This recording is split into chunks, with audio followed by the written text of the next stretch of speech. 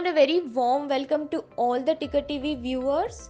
Wishing you all a very happy Diwali. Today we have Ms. Kanika Pasricha, economist from Standard Chartered Bank. Welcome, ma'am. Yes, hi. I'm Kanika Pasricha, economist at Standard Chartered Bank. Wishing the viewers of Ticker TV News a very happy Diwali and a great year ahead. Thanks. Thank you and wish you the same, ma'am.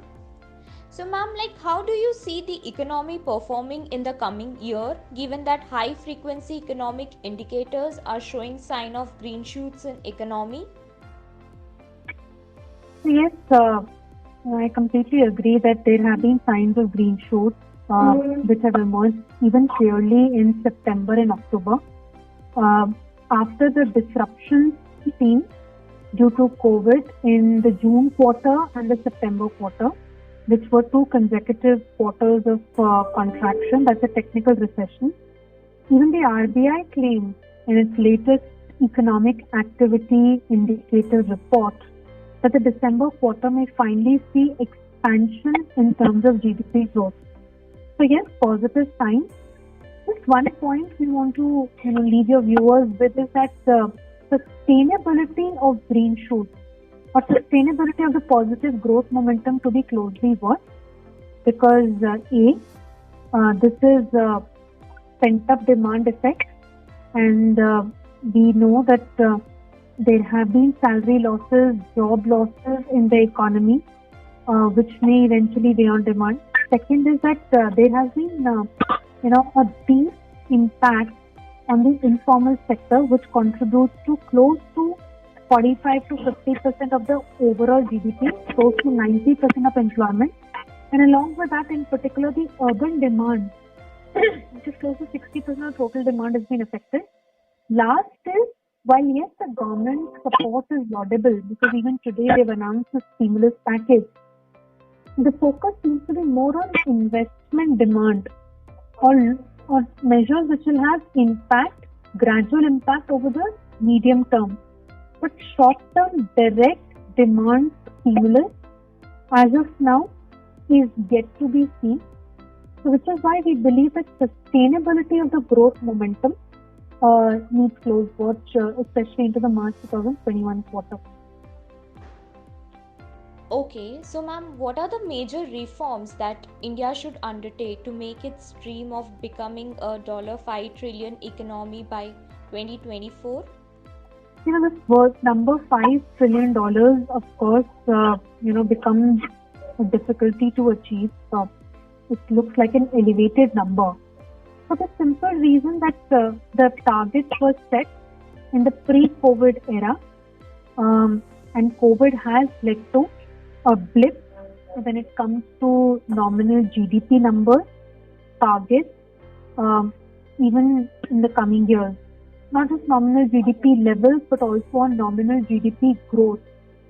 So in this regard, even if we don't look at that $5 trillion economy target, some of the reforms that the government has already undertaken, we believe are laudable, and if implemented well, can actually lead to a good mix of higher investment spending, a virtuous cycle of higher growth and lower inflation, of course, mainly in the medium to long term.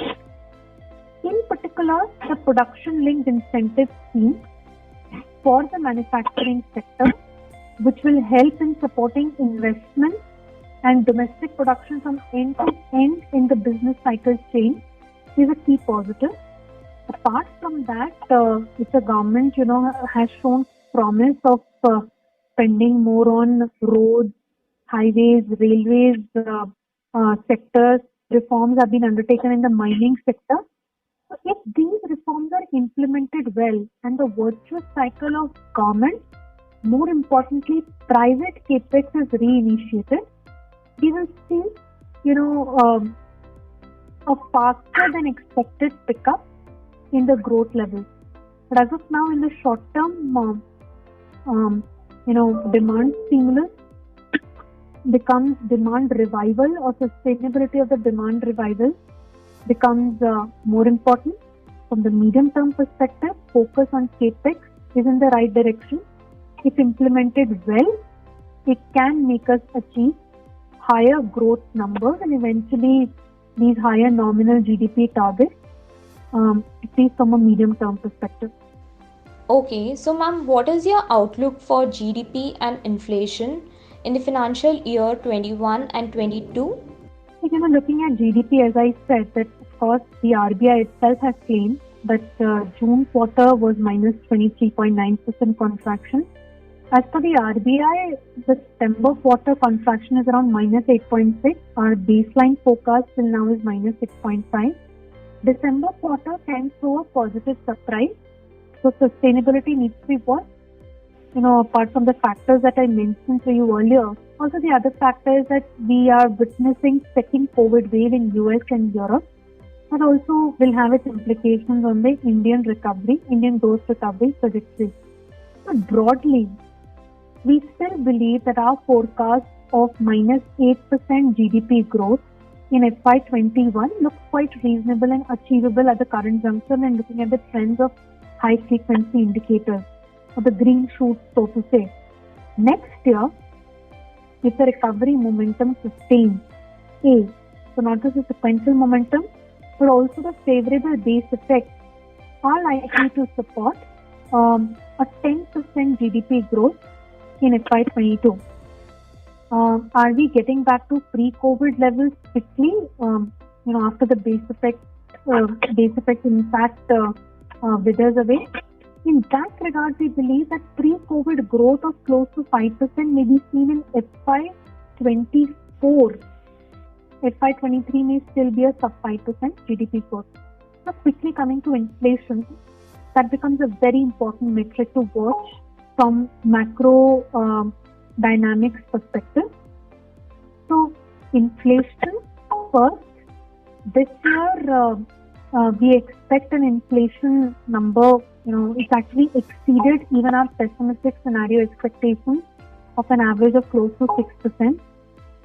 So, what we need to look at is the trajectory of food prices. The pace at which food prices would correct will actually decide the pace of correction of inflation levels after they've already exceeded 7% in September, and the trend likely to continue in October and November as well. So what we believe is vegetable prices, which have already started to show some signs of relief, and as the harvest season gains momentum post Diwali, if vegetable prices start correcting, our broad baseline view is of inflation coming back to 4 to 5% range in Jan to March 2021. Yes, risks remain in case unseasonal rain impact has led to crop damage and food prices do not correct appreciably. That risk needs to be closely watched out for. So first, from broad inflation perspective, we have a clear view that 4 to 5% is our baseline range for Jan to March 2021. It has upside risk if food price correction gets deferred further. If unseasonal rains do not have led to a significant crop damage and food price correction takes longer than usual. So this year inflation numbers average maybe closer to 6%. So closer to our pessimistic scenario which we had pointed in our published research. Next year, we believe inflation may get back to 4% range purely because even if tax hikes driven